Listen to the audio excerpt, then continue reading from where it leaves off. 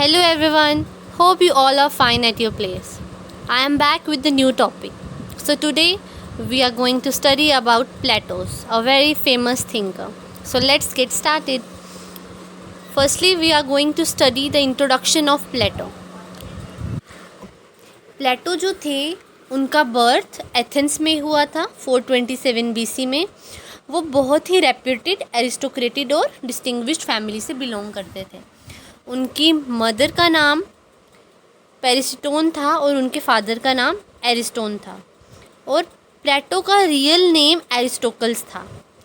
जो प्लेटो थे उन्होंने लास्ट ईयर्स अपनी लाइफ के एकेडमी में बिताए और वो 347 BC में उनकी डेथ हो गई at the age of 82 years. So अब हम पढ़ेंगे प्लेटो पर किस किस थिंकर्स के इन्फ्लुएंस रहे. तो सबसे पहला इन्फ्लुएंस जो प्लेटो पर था वो पाइथागोरस का था. प्लेटो ने बहुत सारे आइडियाज़ पाइथागोरस से लिए, जैसे कि importance of mathematics, immorality of human soul and salvation, and the believe that the idea was the chief essence behind all the concrete things, and the wisdom is the completion of the spirit. उसके बाद प्लेटो ने Heraclitus से भी ideas लिए. प्लेटो ने Heraclitus से ये सीखा कि nothing is permanent in the world as the things constantly change. कुछ भी इस दुनिया में परमानेंट नहीं है क्योंकि सब कुछ बदलता रहता है. From everything one is made and from one everything. एक चीज़ से बहुत सारी चीज़ें बनी हैं और बहुत से एक चीज़ बनी है. Then comes to Parmenides. Plato ने पैरामेनाइड से ये सीखा कि जो चेंज और मोशंस हैं वो मेयरली इल्यूजन्स हैं, बिकॉज जो रियलिटी है वो तो इटर्नल और अनचेंज्ड है. और पाइथागोरस, पैरामेनाइड्स और हेराक्लिटस से प्लेटो ने ये भी सीखा कि जो नॉलेज और विजडम है वही वर्च्यूज़ हैं, जो कैसे अचीव होंगे इंटेलेक्ट और रीज़न की वजह से ही. इसके बाद प्लेटो पर सोक्रेटिस का भी बहुत बड़ा इन्फ्लुएंस था.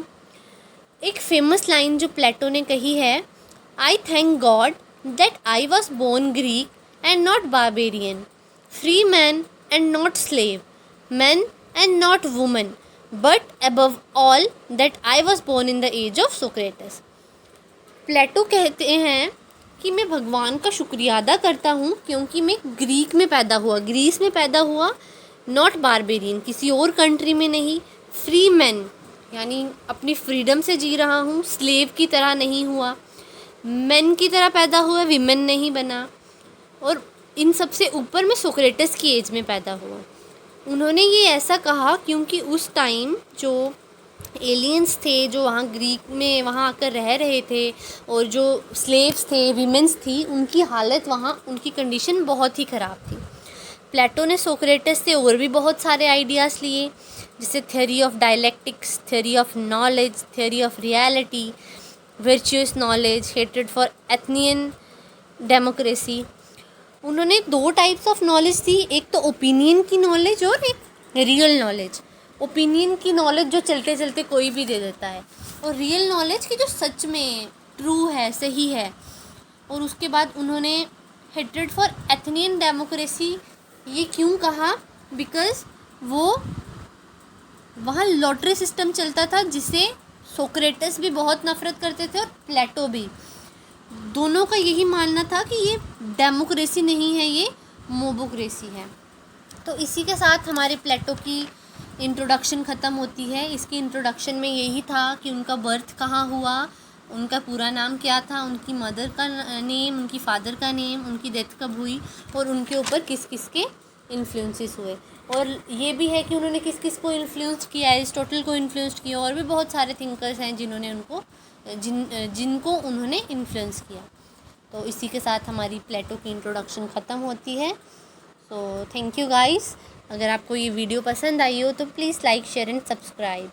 एंड अगर आपको कोई और कंटेंट